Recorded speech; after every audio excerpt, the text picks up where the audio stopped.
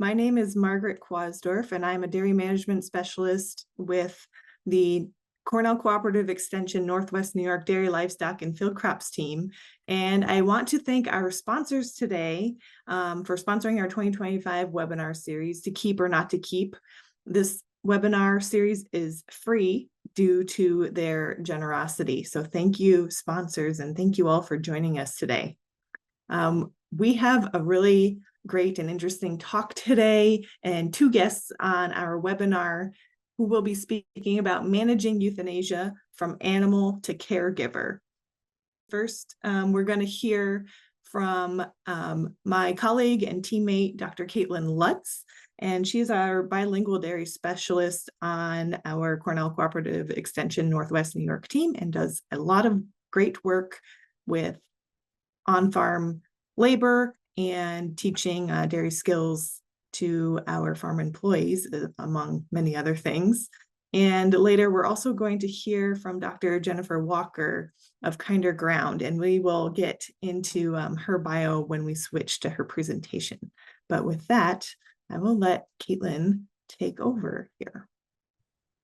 Great, thanks a lot, Margaret. I want to thank everybody for showing up today because I know that euthanasia is not everyone's favorite topic to talk about, but it is obviously a very important topic and one that we grapple with in the industry and one that is really important to go through. So as Margaret said, we'll have two of us speaking today, and so I'm not going to take too much time away from Jen. I'll just be talking about a little bit of the updates on the nuts and bolts of euthanasia, so mostly around methods. I have a picture of a rusty nut there because I think it's just important for us to think about, yes, the nuts and bolts are the same. Maybe if you grew up in a dairy, you've been euthanizing and seeing cows put down for many, many years, your whole life, and it doesn't seem to have changed, but there are some updates and some things that are constantly evolving. So sometimes our brains get rusty and we just need a little grease, little update. So whenever I go out on farm and I do a euthanasia training, I always start with this. What is the meaning of euthanasia? Why are we here? So the word euthanasia is actually it has a Greek root meaning good death. So in this picture on the right, there's two brothers. The one on the left with the beard is called Thanatos, and he's the Greek god of death. So I think it's just important for us to think about the purpose of euthanasia, to always remember, am I giving this animal a good death? That is our goal, very clearly stated, right? The American Veterinary Medical Association defines euthanasia as ending the life of an individual animal in a way that minimizes or eliminates pain and distress. So again, summarize it, a good death, right? So I just wanted to highlight this information from the NOMS 2014 study. If you were on last week, you would have seen this in Lindsay Ferlito's talk.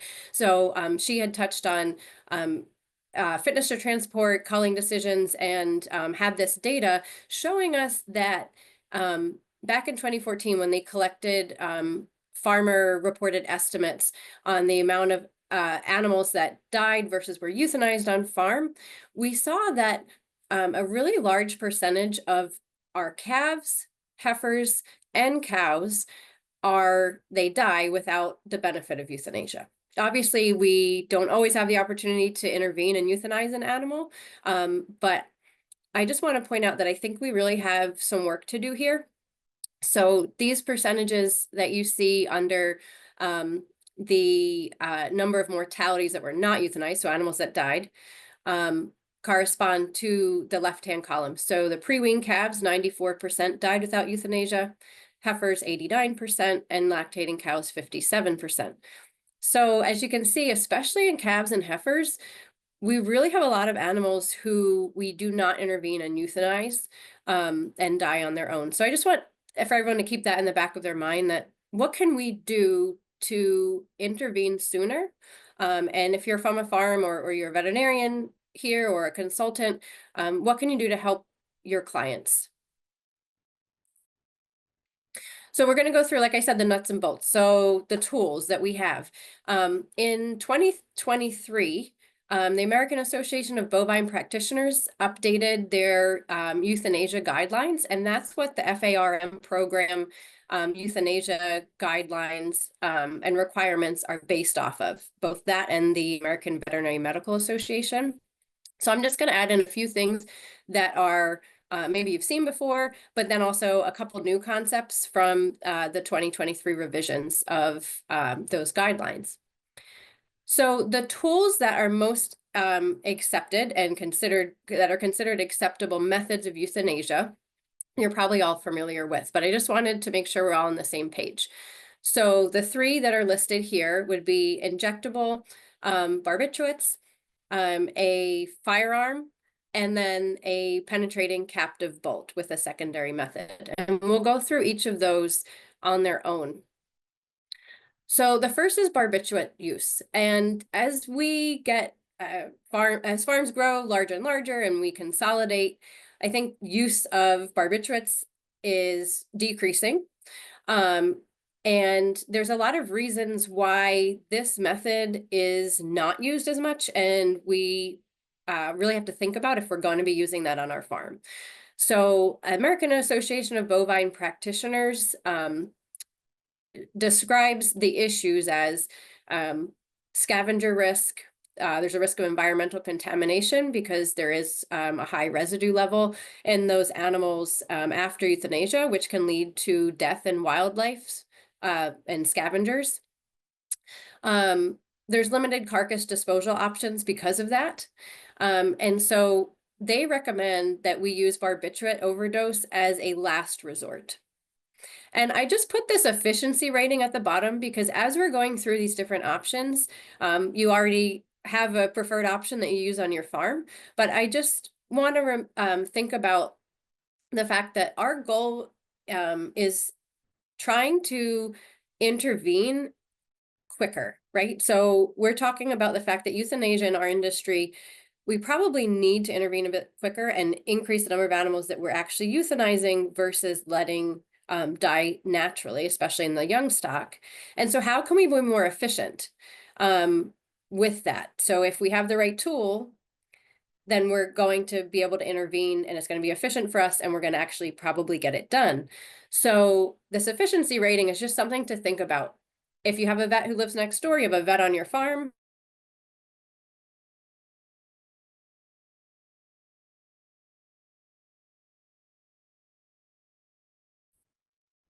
so the next is gunshot. Obviously, there are many different considerations. We know that this is the most common form of euthanasia in dairy cattle, is by gunshot. There's two things I really want to point out here. So one is that we have to be using the right tool and the right ammunition when we are euthanizing an animal by gunshot. If we do, and we're using the right landmarks, then excellent. It's just as humane as anything else.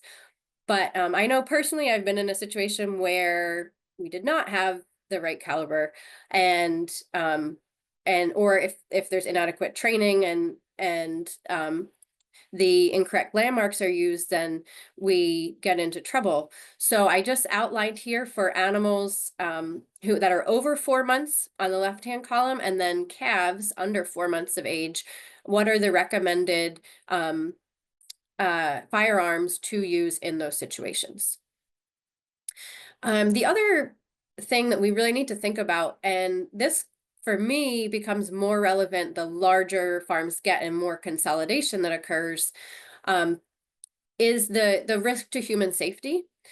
When you're on a farm and it's your farm and you've perhaps grown up hunting and you're familiar and trained in firearm usage, that's one thing. When we have more and more, when we're more reliant on farm labor that has not grown up in a farm setting and not grown up using firearms, then training obviously is incredibly important, but also there is not an inherent level of comfort with firearm usage. So we really need to keep that in mind. So as you can see on the right-hand side, this comes out of the American Association of Bovine Practitioners euthanasia guidelines, and they say the risk to human safety is high compared to penetrating captive bolt or barbiturate.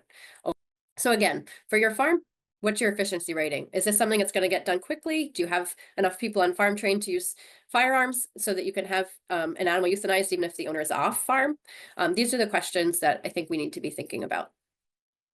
So the next thing is a penetrating captive bolt gun. Personally, having used all the different methods, this is my preferred method for many reasons. One is that with appropriate training, it can be highly effective and also decrease risk to human safety. There's also not a very high cost to it, and there's multiple benefits to this method. Again, as farms consolidate, I think this is going to be a method, and is a method on many large farms, that is used more frequently. So as you can see in this picture on the left-hand side, if you have not seen a penetrating captive bolt, this is what happens. As the bolt is discharged, the bolt enters with a charge behind it, enters into the cerebrum, and disrupts the brain and causes lack of consciousness. It does require a secondary method, but there's many options for that. I put them here listed from my most preferable to least preferable, just again, based on many factors. So the first one being the secondary shot. Recently, this is an update from the ABP that we, sorry, I'm trying to find my laser pointer here, that the pole shot is now acceptable as a secondary method of euthanasia, along with after the stunning or the frontal shot. This was not previously accepted, but there was recent research to show that it is effective in the process of euthanasia. So if you're comfortable with a pole shot, that is now allowed as a secondary method.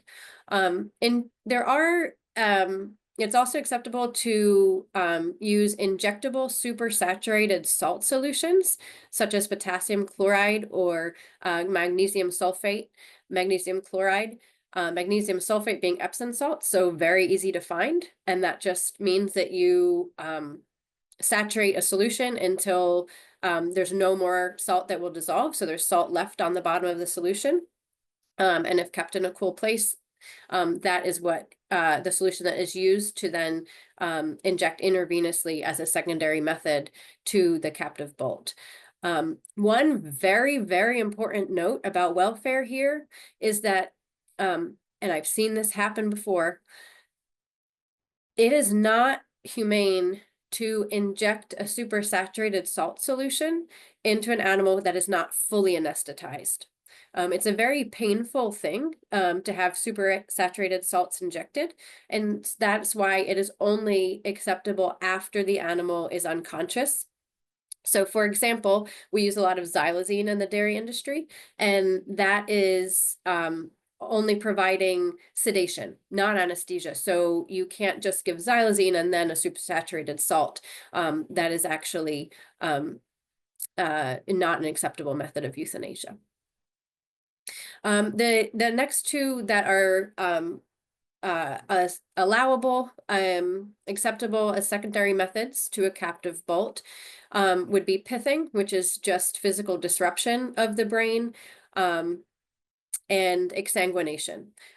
One point with exsanguination is that obviously it doesn't require many tools other than a knife, but it is a bit harder than I think many people think, and it also creates quite a bit of a mess. So again, thinking about penetrating captive bolt, think about efficiency on your farm. If you had a captive bolt gun, or perhaps with your clientele, if you're a veterinarian on the call, how efficient would this be? We're avoiding disposal issues, and it's safer for to train multiple employees on this implement. And so when you have folks who are usually in charge of euthanasia that are off farm, maybe this is something that, in my opinion, could be really helpful to ensure that we have animals euthanized in a more timely manner. On that note, I just want to add that with captive bolt euthanasia, it's very important to properly restrain the animal. Obviously, you don't need two people. This leg can be tied off, but this is an example of the position that the animal should be restrained in. And sedation is recommended, although not required. It depends on the animal.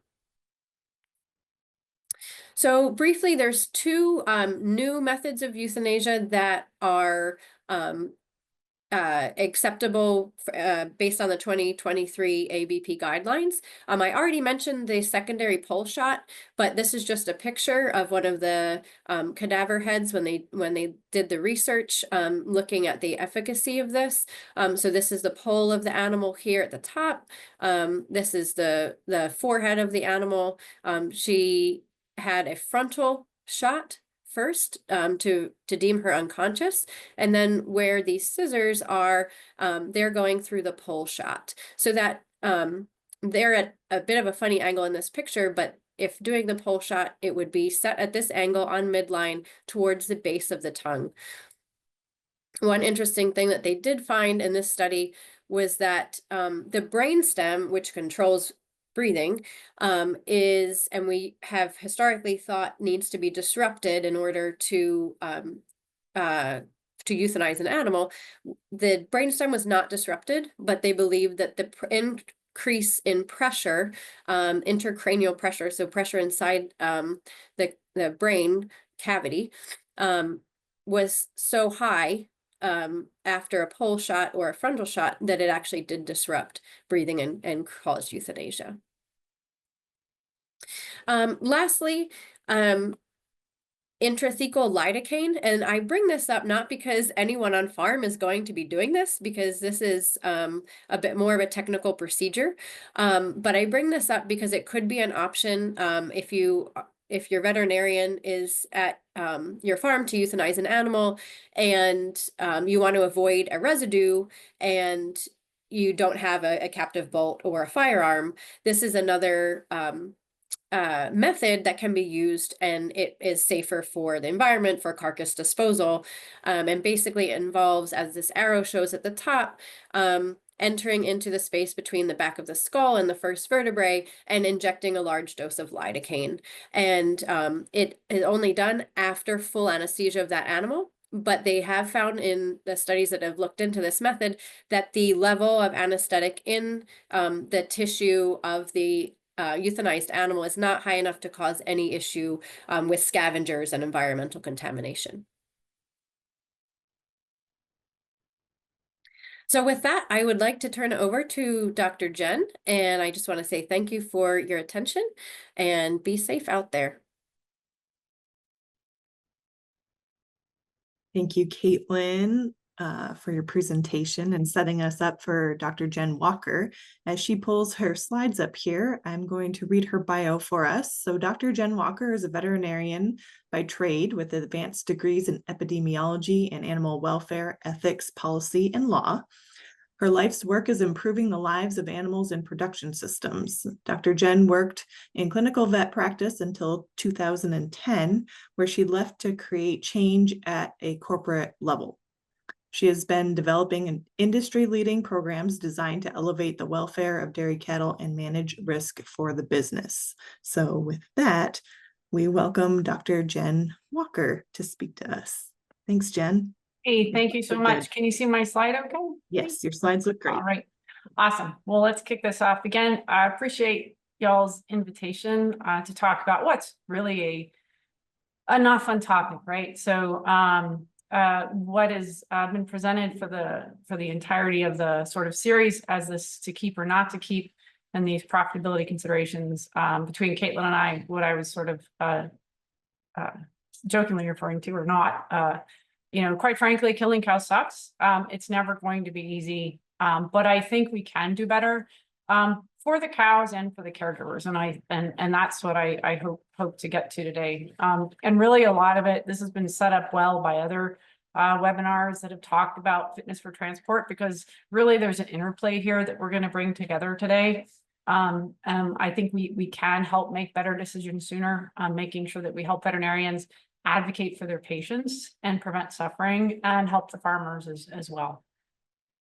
My original little view or icon for this, you'll if you recall, was this I would say a balance between the economics and there was a heart there, which to me was an opposing challenge. And so I want to reframe the discussion and striking this balance, but really putting our hearts and compassion at the center of that balancing endeavor. So that's really what it requires in my mind to manage these conversations in a respectful way and a productive way on the farm. I'm going to throw this in there as a quick call out for conflicts of interest. I'll let folks read that and not go into it. But again, just want to make sure that's clear. Jen, would you like me to throw that first poll question in now? Oh, I'm sorry. I totally forgot, Kaitlyn. I got so anxious about going. So yeah, let's start off with that. Let's start off with a poll question. Thanks for. Sure. I actually forgot to put the first one out there during mine. So I will put that out there first for everyone.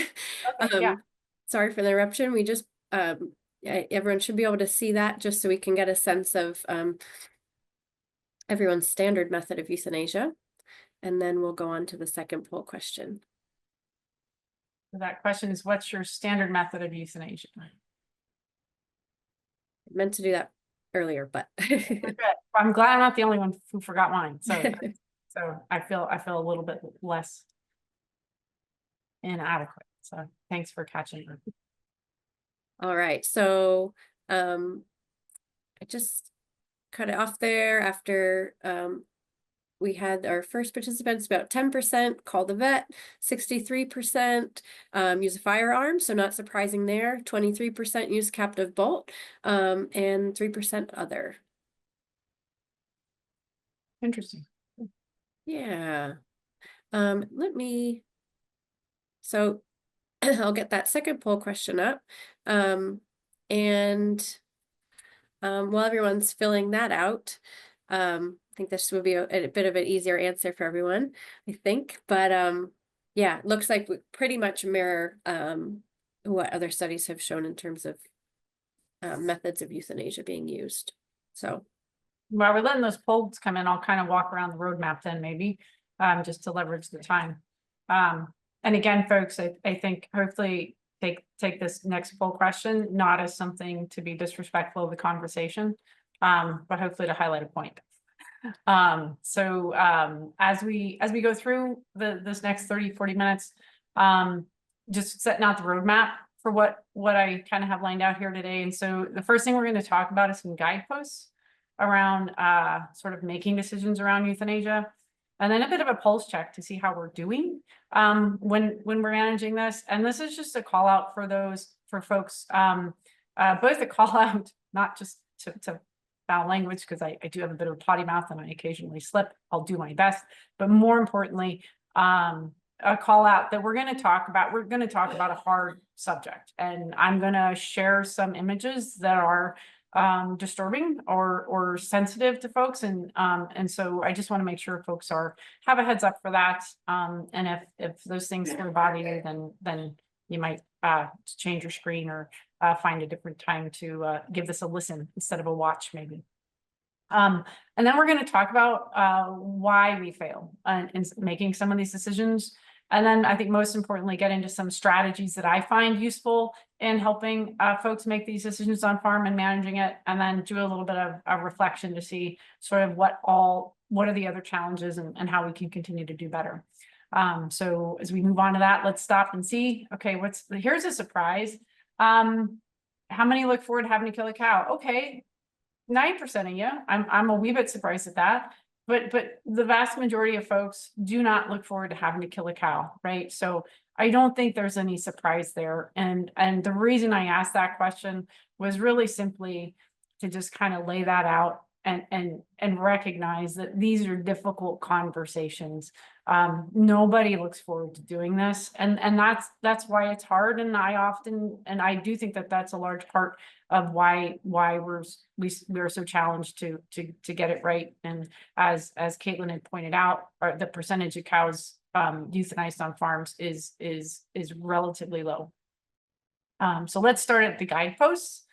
A quick, we have a mix of folks on the webinar today, both veterinarians and farmers. And so just a reminder for our professional duty. So when it comes to the veterinarians, we do have this professional duty. We took an oath, and those oaths are to protect public health and food safety and to advocate for the cow. Those are it. And we have a duty to meet those moments. But it's fair to recognize and important to recognize that there are professional conflicts within this. So we struggle with conflicts of interest every day. And that is the reality that our clients, the farms, the work that we do on farm is our income. And I think even more importantly, there's relationships that we form with our clients day to day that can impact our approach, our ways of doing things, and what we're maybe not willing to say. So I think that's important when we think of veterinary medicine as our profession and the duties. I think there's another question that can be asked about what is about the profession of dairy farming, right? So what are those guidelines and guideposts that maybe we should start thinking about when it comes to dairy farming? Briefly, I want to talk about animal welfare. You guys, in earlier webinars, there was really great discussion about that. There was talk about the 5 freedoms and 5 domains, and no disrespect to those concepts. But I just want to frame animal welfare really quickly in how I think about it when I'm working with folks on farm, right? So the science of animal welfare is brilliant. But when we're boots on the ground, I think it's important to talk about animal welfare in terms that are consumable by the folks who have to put it to use. And so when I think of welfare, I just think of it in 3 simple buckets: the basics, the animal's health, and their nature. And really quick, the basics are really those things. The basics: abuse, neglect, timely euthanasia, humane slaughter, severe conditions, moribund animals, making sure that those are addressed. Animal health, I think those are the easy things for us to think about. We're probably a little bit myopic on that oftentimes. And then the nature of the animal. So that's their behavioral needs and what they're experiencing and that quality of life. When it comes down to that, I think it's important to recognize when it comes to animal welfare, when it comes to euthanasia and timely euthanasia, this conversation is not unique to dairy. It's not unique to cows. These are hard things that we deal with across species, across industries. And so I don't want dairy to feel like, again, they're unique in this, right? So these are challenges across veterinary medicine, across animal agriculture, and across companion animals and zoos. And so certainly we're not alone. But today's focus is really about the basics. And that is making sure that animals experience that humane end. Humane euthanasia, and how do we manage that? I think the first step to that is establishing some ground rules, and these are fundamental because I think if we start here, we can kind of always go back to these ground rules as a touchstone to inform what we do. Now, certainly, if you listen to this and you don't agree on my ground rules, then we'll have to sort out challenges of managing euthanasia and address those. But for the sake of this discussion today, I'll put forward these ground rules so you understand essentially where I'm coming from. And so my ground rules when it comes to managing animal welfare and euthanasia on farm is that death is not a welfare issue, dying is. And this is really important. And so it's suffering through the process of dying that is the welfare issue. And that's what we always need to keep top of mind. The second ground rule is that transportation is a hard process regardless. You had a great webinar on fitness for transport that touched on that. I'm going to bring it in a little bit because it really does impact how we manage these things on farm. And then lastly, the ground rule is profit is not a justification for suffering. And this is really important to level set on because a lot of what we're going to talk about moving forward is what I call making better decisions sooner. cows producing milk is a barrier to us making sure that we remain faithful to that ground rule, that profit is not a justification for suffering. And we'll talk more about that. All right, so we can get on and we're going to do a pulse check. And again, reminder that we'll have some images here that folks might find upsetting. So the question is, how are we doing? Kaitlyn had reminded us again that when it comes to euthanasia on farm, we don't do as well as we need to. And this is where ground rule comes in. Ground rule 1 comes in, that death is not a welfare issue, dying is. And so these pictures are pictures that I've taken on farm where animals have been either allowed to die or have been near death for a long time. And we have had to ask for intervention. These are challenging situations, right? But I would argue no animal should be allowed to get this far. And we should make sure we're working on farm to address those issues. So the next step is to how to kind of take a step back and understand why, right? So understand why we have a challenge with these issues. Right, again, and so doing the math, about 78% of on-farm mortalities suffer through death. Right? So how can we do better? I think looking at ground rule number 2 is that understanding, this goes to fitness for transport, that transport is a hard process regardless. So recognizing that, so whether it's sending cows that are too thin, emaciated to transport, sending cows that are sick and compromised so they can't handle the stress, sending cows like this with cancer eye, who, if she was sent this late in the process, she has been suffering on farm for quite a while before her eye got this bad and got sent to slaughter. And then this last image up here was that cow panting, not because she was hot, but because she was in pain. So that's a sign of pain, with 2 really bad feet, a really bad swollen foot, and severely lame that she could not get up. If you looked earlier in the picture, you'd see that her eyes were very sunken in and she was very dehydrated. So this is that challenge to make sure, again, recognizing that the answer to on-farm euthanasia is not sending cows away, right? So the answer is not avoiding the decision of euthanasia by sending the cow away. The answer is, how do we manage it on farm better? And I think that's critical to recognize. When we talk about making those decisions, I just want to highlight this a little bit as it comes from my experience at the packing plants and working with them, and just being mindful. This is more on the fitness for transport question, but just a reminder that a little respect goes a long way. So one of the things that I find concerning, and that quite frankly the folks at the slaughter plants find concerning, are these cows that come through with various amounts of graffiti on them that they really take as a sign of disrespect. And I like to remind folks that both the condition and appearance of the cows that you send to market, that go through the market and then onto the slaughterhouse, are truly a reflection of the care and compassion that we give them on farm. And so I've always, when I talk to farmers, my first question is, if you send this cow to the market, would you be willing to put your phone number on her instead of this $sign or whatever else we're writing on cows, right? And to me, sending cows away that have this sort of graffiti on it does not reflect well on us as an industry, and truly reflect the kind of care and compassion that I do think we get, right? I do think we are very compassionate. I think we try our level best to give good care. And I think stuff like this sort of undermines what we do on farm and doesn't serve us as an industry.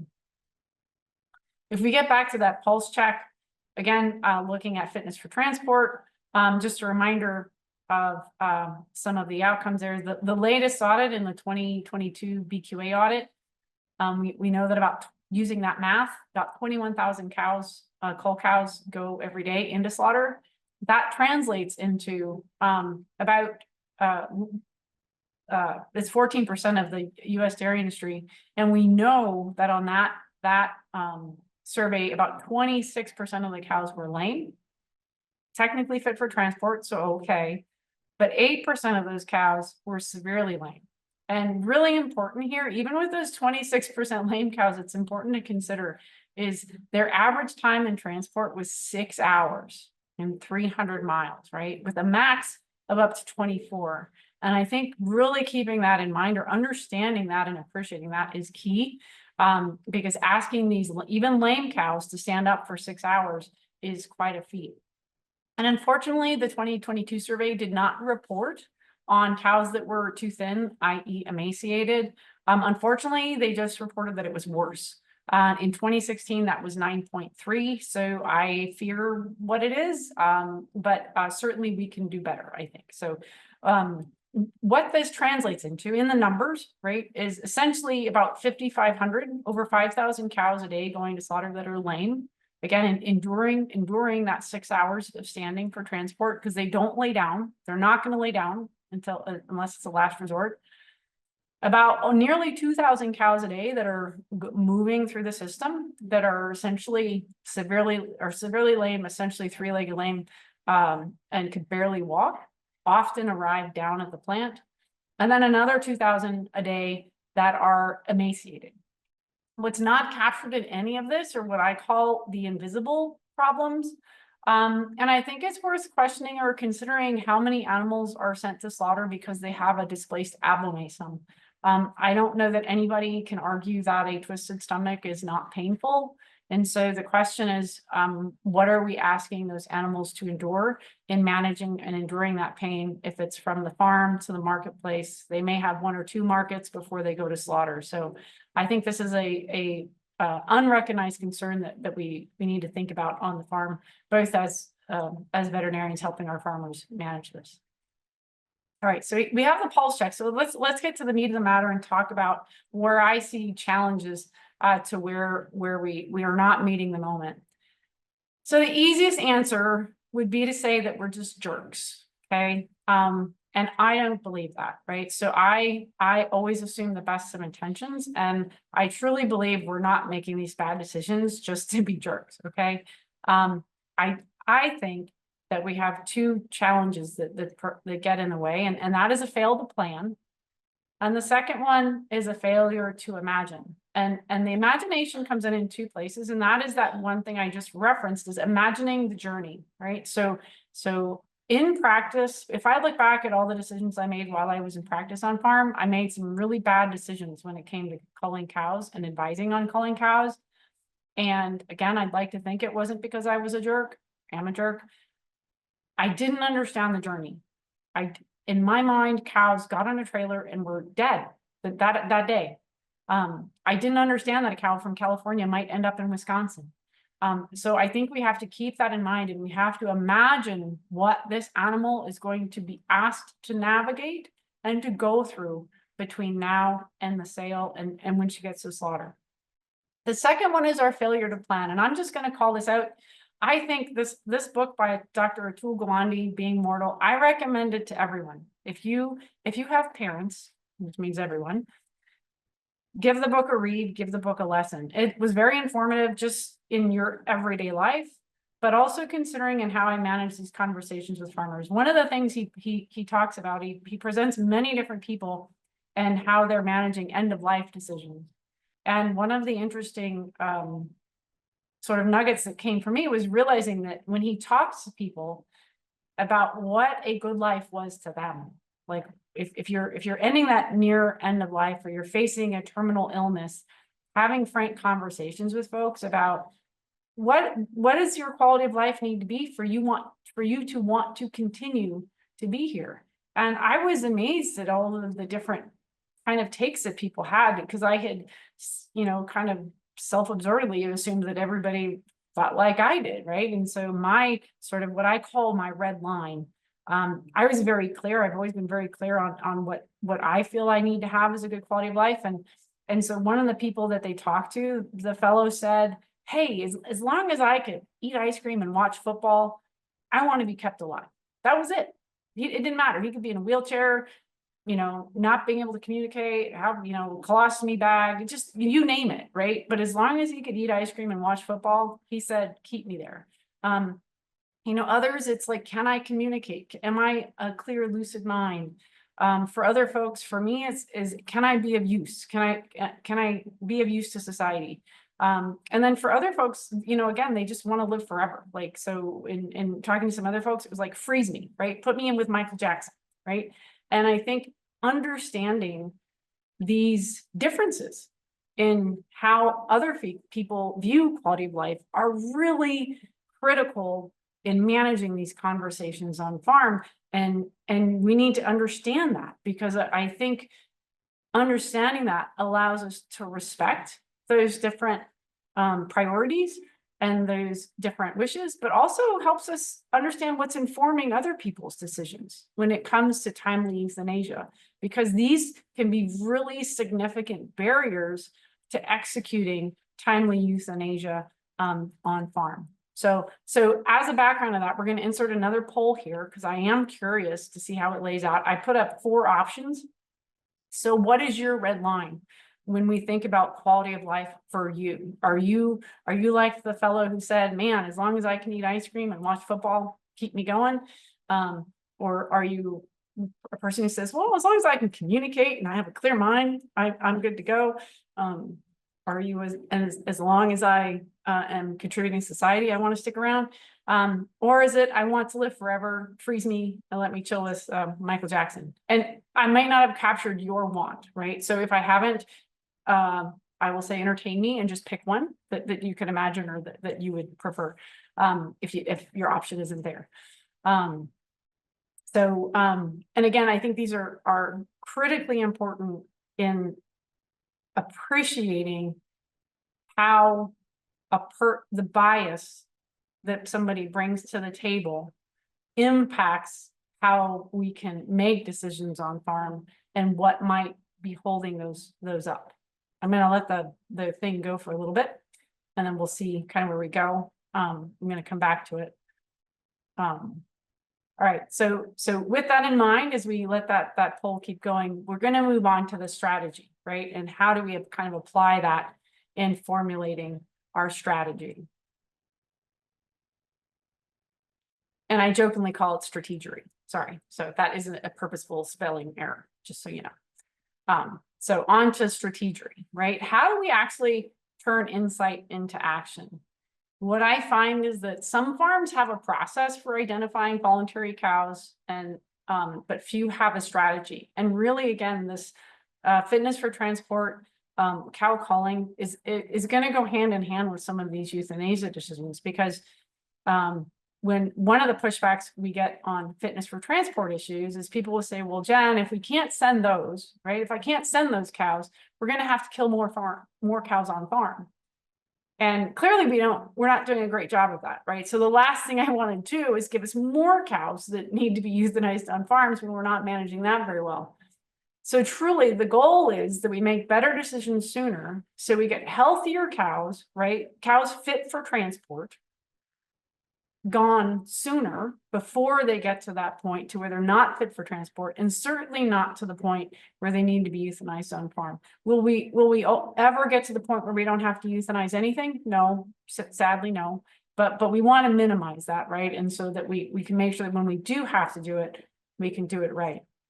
So we do need to have, how did our poll turn out? Kaitlyn, I didn't see the final shot.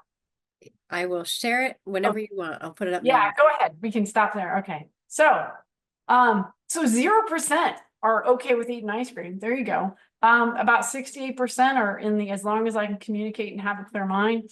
30% are as long as I can contribute to society. And somebody wants to chill with Mike. So to me, yeah, I don't even know what I expected, but again, that tells me, right? If I'm gonna talk to a farmer, and the client I'm with today is the guy who wants to chill with Mike and be frozen, right?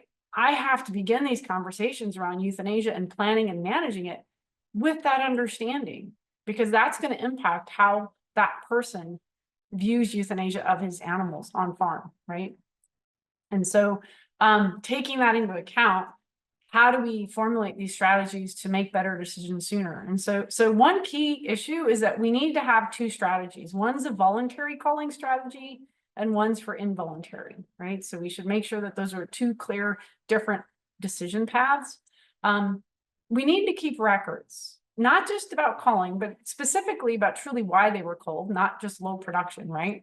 But also euthanasia. So are we actually recording if an animal died, if she died, just died? Or was she euthanized? That's the very basic thing we need to record. But I actually do think it helps if we're recording how she was euthanized. And just like Kaitlyn and I were talking yesterday, just like we record cavities, we can keep track of that. Whether, it was easy, it went normal, or if somebody had to do it twice, we can start catching things when things are kind of going off the rails. Kaitlyn and I both shared experiences of farm when we were on farm and somebody had to try and shoot a cow multiple times. That should indicate that training, right, is needed, or equipment is failing. So little things like that will help us. We need to have some forethought in this plan, which again, recognizing differences in approach to quality of life, but setting clear limitations, right? So we have to just say what is acceptable and what's not. And I started early on in this conversation with my ground rules, right? What am I having a hard line on is that, again, death is not a welfare issue, dying is. Fitness, transport is hard, so we need to make sure that we're sending animals fit for transport, right? So all those three goals that I mentioned are key in managing that. And then that last ground rule that the profit is not justification for suffering, right? So those are our clear limitations moving forward. And then applying them consistently. Training is often overlooked. So thankfully, Kaitlyn talked about the latest in how we euthanize. The next step is getting that onto the farm and training everybody and retraining and keeping an eye on that. And this means everyone, not just the people responsible for doing it. We'll touch on this a little bit later. But I do think it's important that everybody on the farm understand what are the indications that the animal needs to be euthanized. What does good euthanasia look like? So they know when it goes wrong. And then also for them to understand what's behind these decisions. So they understand why you're making the decisions. Because it can be very hard for the people that care for these cows every day to just, if they just think, we're not doing this in a way that meets those beliefs that they have, right? It can be a source of stress for them, that can be overwhelming. So training everyone is key. And I do think we need better oversight. And this goes to the veterinarians. Who is that animal welfare officer, what I call the chief animal welfare officer, which is your veterinarian of record? Are they on farm having these discussions? Are they checking in? Are they making sure that it's working? Are they following up and checking on how we're doing this on farm? So that's how we're going to approach it from a strategy perspective. The first step in making better decisions sooner is sitting down and I like to take the three perspectives, right? So we have the cow's perspective, which is, certainly she wants to avoid or have suffering minimized. If we think about the consumer, I think certainly every consumer thinks we should avoid or minimize stress, but they also expect that we assure quality and food safety. And then your perspective as a farmer, right? So avoiding, of course you want to avoid and minimize suffering. I don't think that anybody doubts that. But you have these conflicts of interest and these other challenges of you want to maximize your return on investment. That is okay. There's no bad there, right? You are in the business. But you also need to protect your brand or your business. So we need to make good decisions because we don't want to put any of that at risk. If we look across these, the one common thing is that the consumer, the cow, and the farmer, and the veterinarian for that matter, all want, right? So the one commonality we have there is that we want to avoid or minimize suffering. I want to call out that avoidance of suffering is not just for the cow, it's for the caregiver as well. So a couple things here is, again, suffering from a mental perspective. We're going to come back to that from mental health, but also safety. So calling out that timely euthanasia is defined by euthanizing an animal as soon as the need is identified and can be carried out in a safe manner. So you may have to relocate the cow, but it doesn't mean putting it off until later this afternoon or when it's convenient, right? So there's a difference there. So it should be safe. If you need to call your vet and they need to get there, but it should be made a priority. Doesn't want to go. So coming back to that, we don't want cows to suffer, but we don't want our folks to suffer. And this is some really good work done by Dr. Noah and her crew on caretaker perspectives on euthanasia. And these are just some quotes, and thank you, Kaitlyn, for pulling these for me. Some great examples of reminding ourselves the impact of euthanasia on the farm. So some quotes from folks, some caregivers: do I sell her tomorrow for meat, or I kill her today? I euthanize her. That is a decision that's very difficult, because you're asking yourself, do I wait until tomorrow, or she's going to have to suffer overnight? And too many times my advice to farmers, if that is your question, if you walk away thinking, well, gosh, I hope she's gone by tomorrow, then you know you need to be euthanizing her today. So I don't know who I adopted this saying from. It was better a day too early than a moment too late, right? So if we can think about that. And here you have a cow you've taken care of, we've worked with her, and she's helped you have a nice business and take care of your family. And it's hard when you see an old cow and she looks at you like, I just don't feel good. So again, these are hard decisions. And I think being able to have these conversations on farm are key. And doing that starts with having that strategy, right? And so this is an outline of a flow chart for, I said, we have to set those boundaries, right? So we need to have clear definition of what's okay and what's not okay. You may not necessarily agree with how I have it lined out here. I think the one key is this should be reviewed with everybody on farm. So again, everybody needs to know, like, when is euthanasia warranted, right? So to understand that, but also recognizing that it doesn't have to be complicated. This might look complicated because I've squeezed it onto a slide. But my frustration with many of our SOPs on farm is we write SOPs that are fit for NASA. Like they're made to launch rockets, right? We're not doing rocket science here, folks. It needs to be kept simple, right? But we do need clear guardrails of when we say when. So this outlines when we reach that point in these various issues that we have to say we're done. The key here is that it doesn't have to call out every possible thing that can go wrong with a cow, but if we've informed every employee about our thought process, they'll be able to make good decisions. Because even if it's not on here, they'll have context for why we're making the decisions we are. The next thing we need to do in deciding whether or not to euthanize or continue to treat is check in. And this is a simple little algorithm or process that I walk people through when I teach folks, when I spend time in the hospital pen. For the first two questions we need to ask is the cow comfortable? And am I managing pain, right? And so we have to teach folks, what does comfort look like? What does a comfortable cow look like, right? Because if she's not, we have to take action. Are we managing pain? We have to teach folks, what does pain look like in a cow? Is she breathing heavy? Is she panting, right? So these things that they may not know, the teeth grinding, right? So we need to teach them to be on the lookout for all of these things.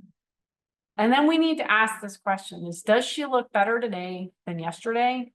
And is she likely to return to production, right? Fair questions, because we are in the business of milking cows. If that answer is no, but you genuinely think, but man, I could do better. I wasn't really, I wasn't doing all I could. That's fine. That is fine.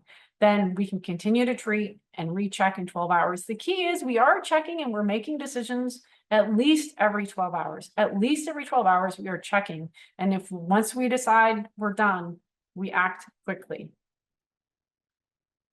If we've done all this and we say, nope, I can't, she's not looking any better, I can't manage the pain, and you genuinely feel like you've done your best, then I think we can get folks to, at least, you're never going to feel good about it, but you can feel like you made the right decision and decide that it's time to euthanize, right? And do that immediately. If you feel like you're making progress, then you can move forward. I think that's the key, is to have these standard practices in place and to really teach it and walk people through it and check on. So for that, our next poll question is, does your vet, or if you are a vet, do you walk through and check the hospital pen? You can call it the hospital pen, the chronic pen, you name it.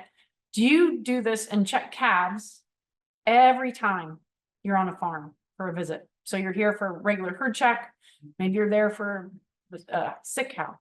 Do you stop and say, hey, let's just make sure, is there anything we need to go look at, and walk those calves to make sure we don't have those calves that are, you know, frankly, a little bit too far gone or not looking well.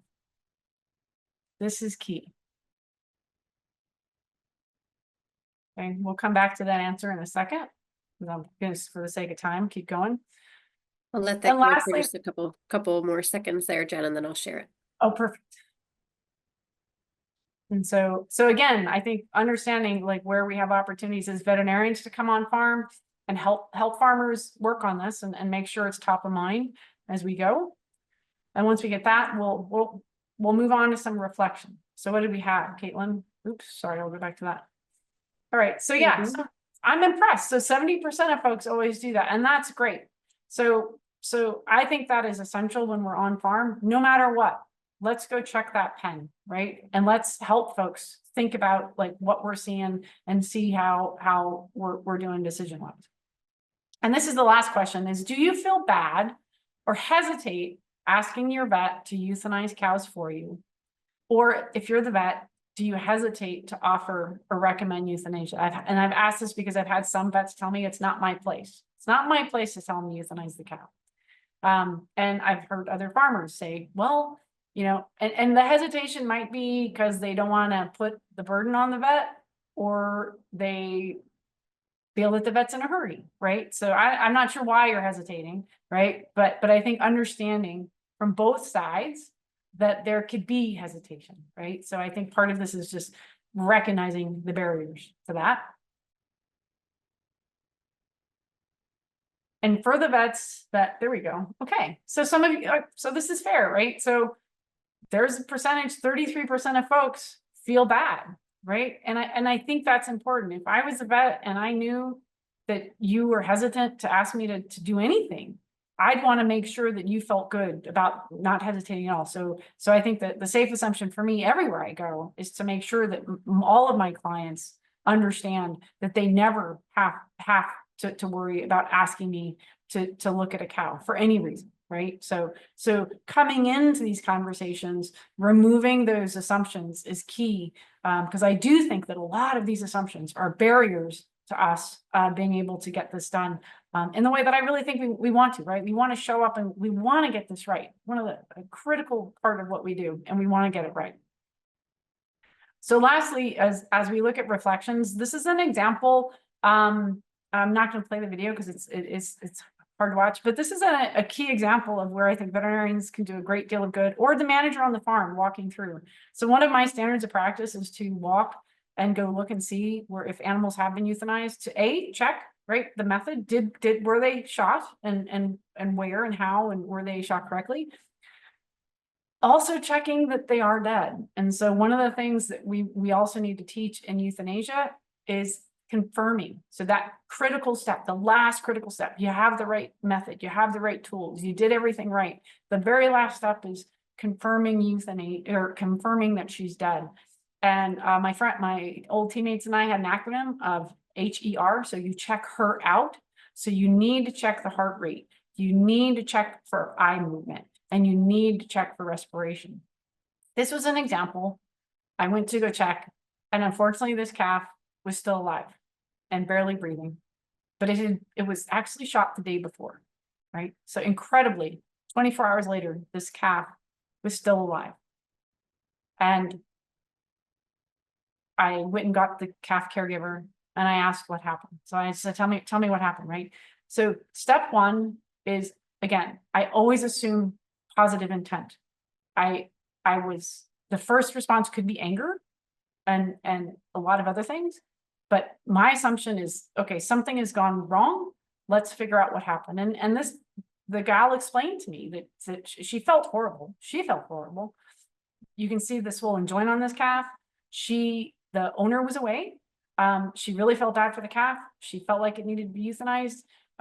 She kind of thought she knew how. She really wasn't supposed to, had never really been trained, but she was so concerned as this caregiver of this calf. She just felt like she had to do something, right? And so she did. And unfortunately, she didn't know how to do it. And so that was the consequence. So all of these opportunities on farm for training, for, and making sure that everybody understands what their role is and limitations of it, but also in making sure that we're all prepared, right? And then lastly is just these reflections around admitting, I'm not going to pretend that there's not other reasons we don't make the best decisions, right? So there's what I will call externalities, and that is compromised cattle arrive at slaughter because, quite frankly, there's no disincentive for selling them or purchasing them, right? So I hear it from farmers all the time. If they wouldn't buy them, I wouldn't send them, right? So they disappear. But again, I don't think we can excuse, like your parents used to tell you, you can't excuse like one bad behavior for another. So whatever that is. Or my parents used to say, if your friend would jump off a bridge, would you? So we can't use those. I recognize them, but we can't use them as an excuse. There are these incentives. They're wrong, but they're incentives. If we sell cows, we avoid euthanasia. We spare the cost of disposal. And the fact is you might actually make a profit. But again, two wrongs don't make a right. So we really have to fight that urge to give into that. And we haven't identified the right incentives, right? So the financial incentives for making better decisions really haven't been made clear. And hopefully over this webinar series that has been made a little bit better. And just that fundamental conversation that these are the costs of doing business. And so we're never going to get away from killing cows, right? We're going to have to do it. And we have to accept that as the cost of doing business. We want to minimize that number. I want that number as small as possible. But we have to take that responsibility on.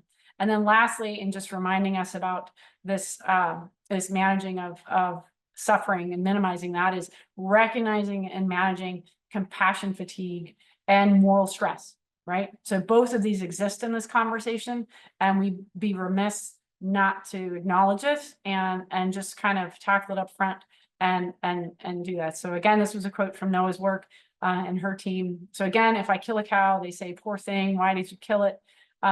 It's that they don't know what she's suffering, right? So this is an employee referring to his family reacting, right? So this kind of reaction from your external community is certainly a form of moral stress that we should recognize, and then we should help our folks manage. And again, the more we talk about it across our team and on the farm, I think we'll be better able and equipped with the tools that we need, not just the actual tools, but the emotional and social tools to manage the situations, to make better decisions sooner. So I appreciate the time today. I recognize I've gone a little bit long.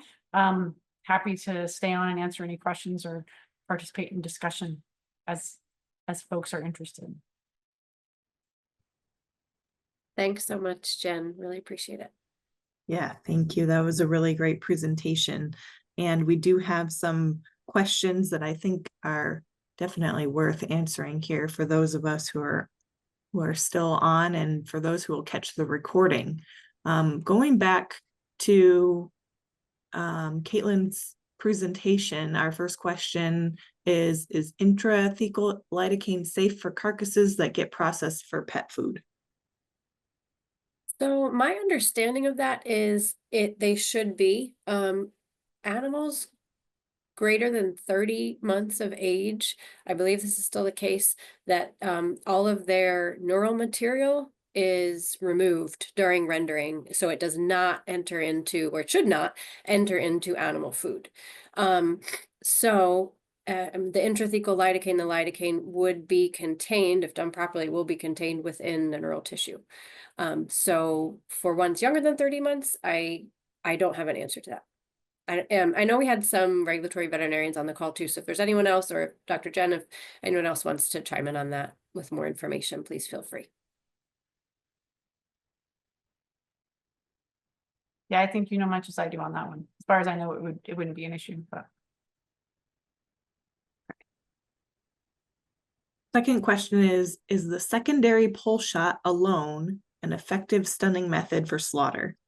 By that, the person means, would the animal be completely stunned if merely jabbed with force and speed by a knife in this location, as with a conventional frontal captive bolt pistol, or would it still, unfortunately, remain fully sentient? They're asking this question because there are cultures that use this method as a cheap pre-slaughter stunning method. Yeah, I think it's a really good question. And of course, so there's some exemptions for religious and ritual slaughter, which I am not familiar with all of the exemptions. But I will say there's a big difference between using a penetrating captive bolt gun and using a knife. One of the things is that a knife, you are disrupting the material that it contacts. With the penetrating captive bolt gun, what they found in the pole location, as well as in the frontal location, is that it doesn't necessarily disrupt the brainstem tissue itself, but the intracranial pressure that increases very rapidly with the force of the bolt entering into the tissue, whether it be the front of the brain, the cerebrum, or further back towards the brainstem. That pressure is what they believe is disrupting the breathing and then the heart. So so a knife, I don't believe would be stunning the animal sufficiently. At least we don't have any evidence to say that it would be.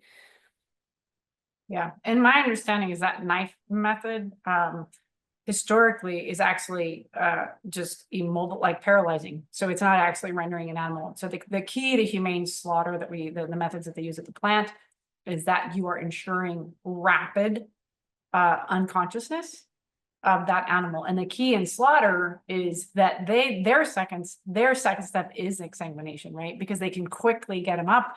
They exsanguinate the animals all still while they're unconscious. In a slaughterhouse, if an animal returns to consciousness, that is a failure, right? So that they will actually quickly get called on the carpet for that by inspectors in USDA, and that'll fail an audit. So a different approach there. But as far as I understand, I forget what the name of that method is for the knife. But yeah, if I understand that, it has to do, what they end up doing is they may immobilize the animal, but unfortunately that animal is still conscious for all of that. So definitely not a humane method. Thank you. Somebody had a comment on the slide that was showing the 4 different animals at risk, saying that if BQA transportation is being followed, none of those animals could be transported or should not be accepted by a sale facility anyway. So I think just right. Yep. So again, this is our challenge on fitness for transport, making better decisions sooner, but also making the right decision. Those animals were all delivered to a slaughterhouse, and then they had to euthanize them. So then they were euthanized. They weren't able to even go through, right? So those were condemned, right? And so that's the challenge is, and people will say like, well, again, if it's at least I didn't have to kill it, that's not the answer, right? So they all should have been euthanized on farm.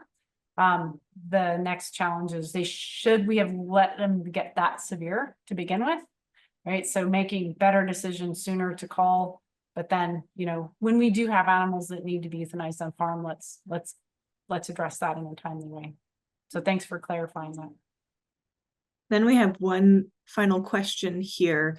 Is there a place where attendees can find those guidelines that you had in your flow chart that euthanize or continue to treat? I can send those to y'all, and if you post them somewhere, or feel free to email me, and I'm happy to share them with you. Okay, great. Thank you so much. This was a very, very important topic for our dairy industry, and we thank Dr. Jennifer Walker and both Dr. Kaitlyn Lutz for presenting on this today. I want to remind folks that next week we have another presentation. We will be featuring again Dr. Julia Harmon from the National Cattle Beef Association on maximizing harvest value. So folks can look forward to that. So with that, thank you. Thank you both. Thanks very much, everyone. Thanks, Margaret.